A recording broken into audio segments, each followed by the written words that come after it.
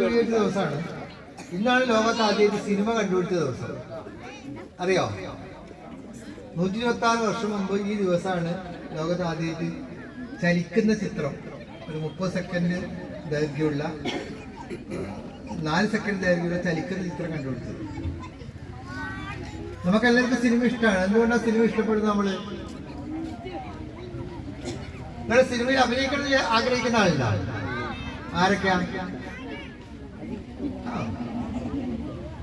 അഭിനയിക്കാൻ അറിയോ? എനിക്ക് അഭിനയിക്കാൻ അറിയോ?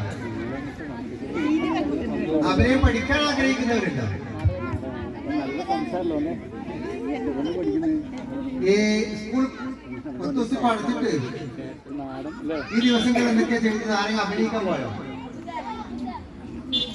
ഓക്കെ, നിങ്ങളെ ഈ കാർണിവൽ ഞാൻ ഉദ്ഘാടനം ചെയ്യാൻ അറിയിച്ചോളൂ. എല്ലാവരും ഒന്ന് കൈയടിക്കും. നമ്മൾ ഈ സിനിമ എന്ന് പറയുന്നത് നമുക്ക് എല്ലാവർക്കും ഇഷ്ടമുള്ളൊരു സംഗതിയാണ്. സിനിമ കാണുകയും സിനിമയെ കുറിച്ച് അറിയലും സിനിമയിൽ അഭിനയിച്ചവരെ കാണുന്നതൊക്കെ നമുക്ക് സന്തോഷമാണ്. സിനിമയിൽ കഥ എഴുതണം, സംവിധാനം ചെയ്യണമെന്നൊക്കെ ആഗ്രഹിക്കുന്നുണ്ടെങ്കിൽ നിങ്ങൾ എപ്പോഴും ശ്രദ്ധിക്കേണ്ട കാര്യം, ഈ സിനിമയിൽ എന്ത് നന്മയുണ്ടെന്ന് മനസ്സിലാക്കാൻ ശ്രമിക്കണം. നമ്മുടെ ഓരോ മനുഷ്യൻ്റെയും നമ്മളിങ്ങനെ ഒരുപാട് സ്വപ്നങ്ങൾ കാണുന്നുണ്ടല്ലോ. ചെറുപ്പത്തിൽ വീട്ടിലുണ്ടാകുന്ന സമയത്ത്, നമ്മൾ ഉറങ്ങുന്ന സമയത്ത് സ്വപ്നം കാണാറുണ്ട്. അധ്യാപകര്, ടീച്ചർമാർ കഥ പറഞ്ഞു തരുന്ന സമയത്ത് അതുപോലെ നമ്മുടെ മനസ്സിൽ തോന്നാറുണ്ട്. ഇങ്ങനെ തോന്നുന്ന സംഗതിയൊക്കെ നിങ്ങൾ ഒരു കടലാസുകളിലോ അല്ലെങ്കിൽ കുറിച്ച് വെക്കുക. അല്ലെങ്കിൽ ചിത്രം വരക്കാൻ അറിയുന്നവരാണെങ്കിൽ അതൊക്കെ ചിത്രം വരച്ച് വെക്കുക. അപ്പോൾ ഒരു 5-6 മാസം കഴിഞ്ഞിട്ട് സ്കൂളിൽ പോയി ടീച്ചറോട് പറയാ, ഇത് എനിക്ക് സിനിമയാക്കണം എന്ന് പറയാം. അപ്പോൾ വീട്ടിൽ അച്ഛൻ്റെ മൊബൈൽ ഫോണിലോ അമ്മയുടെ മൊബൈൽ ഫോണിലോ നമുക്ക് സിനിമ ഉണ്ടാക്കാൻ പറ്റും.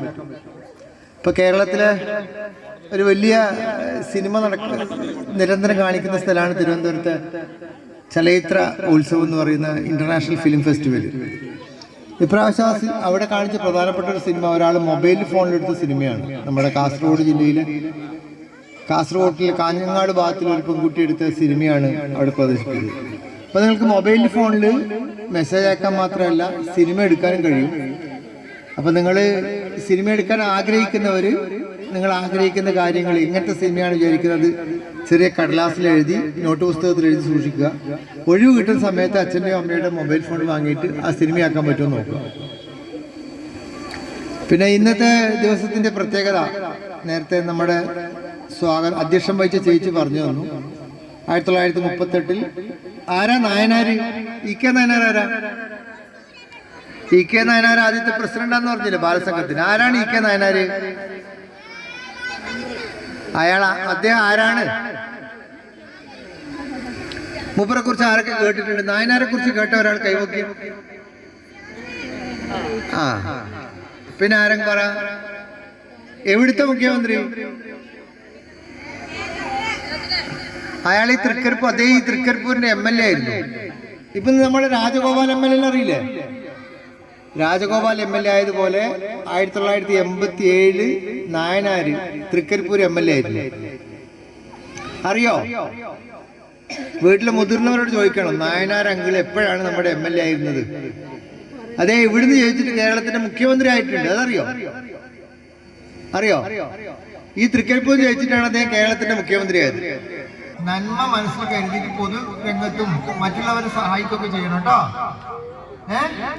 നായനാരുടെ ജീവിതത്തെ കുറിച്ച് വീട്ടിലെ മുതിർന്നവരോട് ചോദിക്കുക, അല്ലെങ്കിൽ ബാലസംഘം നേതാക്കളോട് ചോദിക്കുക, ആരായിരുന്നു നായനാര്, അദ്ദേഹത്തിന്റെ ബാല്യം എങ്ങനെയായിരുന്നു, അത് എവിടെയാണ് പഠിച്ചത്, എങ്ങനെയായിരുന്നു അദ്ദേഹം ജീവിച്ചത്.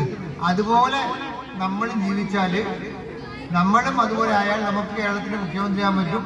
നമ്മളെ കുറിച്ച് ഇങ്ങനെ ആൾക്കാർ പറയും. കൂട്ടുകാരെ, അപ്പൊ ഞാൻ നിർത്തുന്നു. എല്ലാവർക്കും പുതുവത്സരാശംസകൾ കേട്ടോ.